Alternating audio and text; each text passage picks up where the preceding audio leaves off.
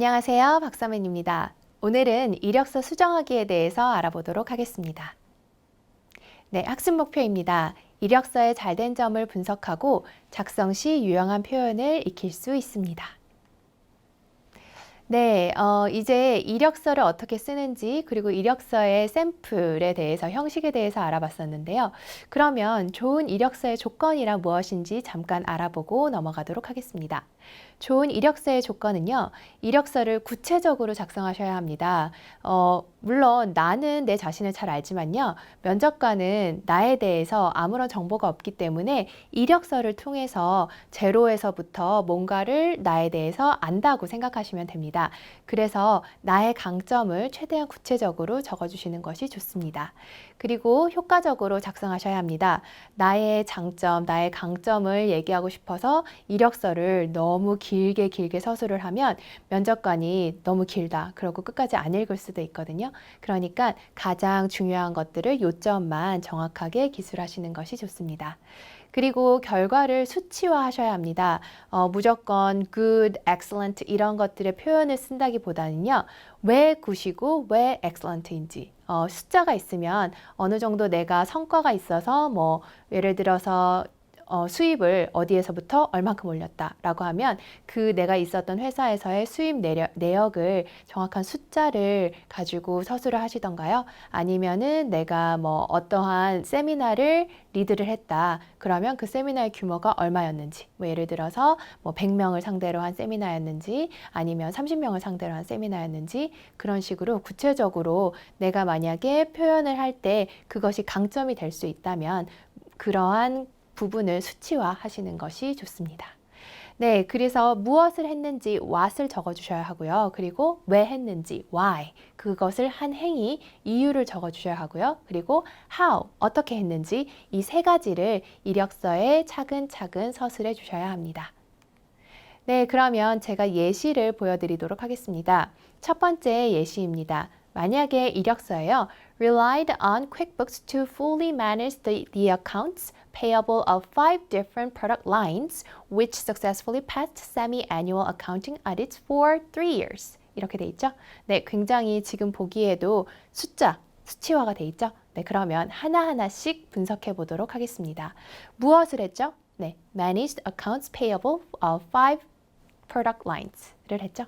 네, 그 다음에 그러면 그것을 왜 했는지 이유를 설명해야겠죠. 네, 이력서에 잘 설명이 되어 있습니다. To pass semi-annual accounting audits. 네, 그렇게 회계 감사를 통과하기 위해서 이 일을 했다라고 이유를 서술을 했고요. 그 다음에 그러면 어떻게 했는지 how에 대해서 설명이 있어야겠죠. 네, using QuickBooks. 퀵북을 사용해서 이러이러한 행위를 왜 했다라고 잘 설명해 주었습니다. 네, 이제 좀 감이 잡히시나요? 아직 감이 잘 안 잡히시면 제가 하나의 예시를 더 보여드리도록 하겠습니다. 두 번째 예시입니다.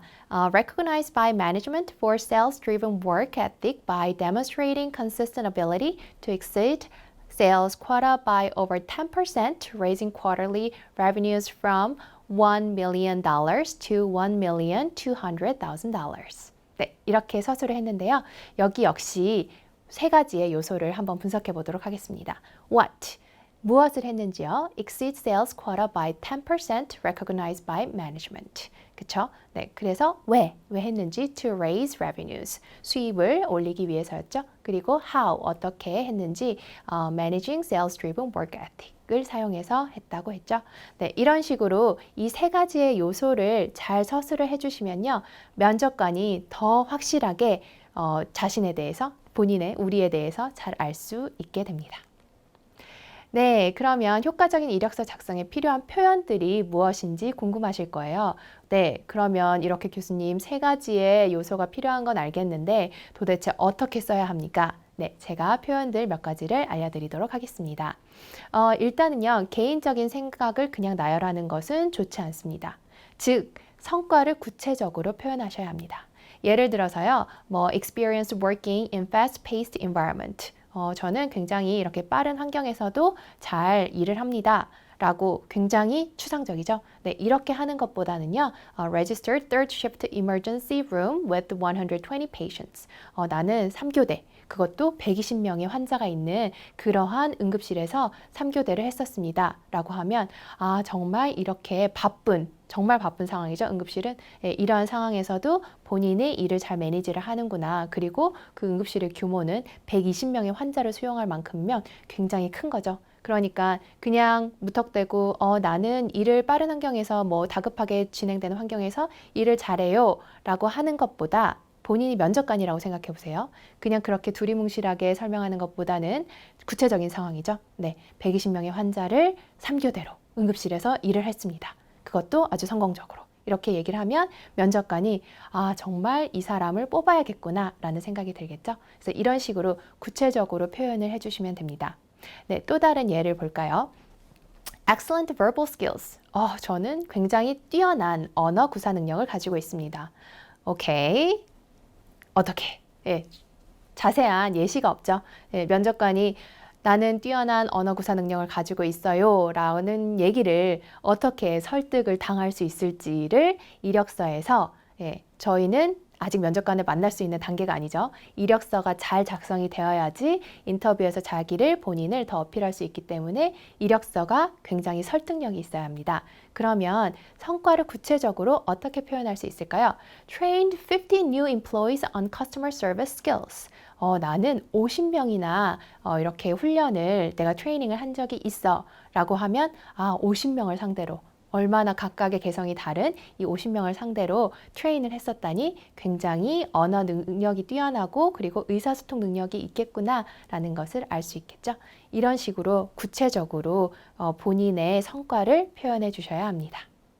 네, 자세한 더 추가적인 내용은요. 제가 레퍼런스로 웹사이트에 올려놓을 테니까 더 자세하게 보시면 됩니다.